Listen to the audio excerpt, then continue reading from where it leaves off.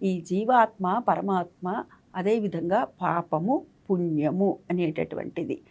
జ్ఞానము రావాలి అనంటే జ్ఞానం అంటే ఏమిటండి అనంటే, జ్ఞానాన్ని దేంతో పోలుస్తారు అంటే పెద్దలు నిప్పు కణికతో పోలుస్తారు. నిప్పు కణికతో జ్ఞానాన్ని పోలుస్తారనమాట.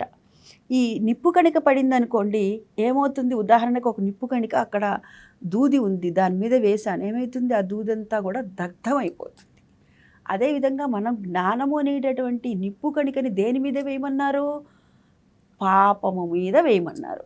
అంటే మనం గనక చేసేటటువంటి కర్మ ఏదైతే ఉన్నదో అది సక్రమంగా ఉన్నట్లయితే గనక, మన జ్ఞానంతో విచక్షణతో గనక ఉన్నట్లయితే ఈ నిప్పు కణిక వెళ్ళి ఏం చేస్తుంది, మనం చేసినటువంటి ఈ పాపాన్నంతా కూడాను దగ్ధం చేసేస్తుంది. అప్పుడు మనకేమొస్తుంది, మోక్షము అనేటటువంటిది కలుగుతుంది.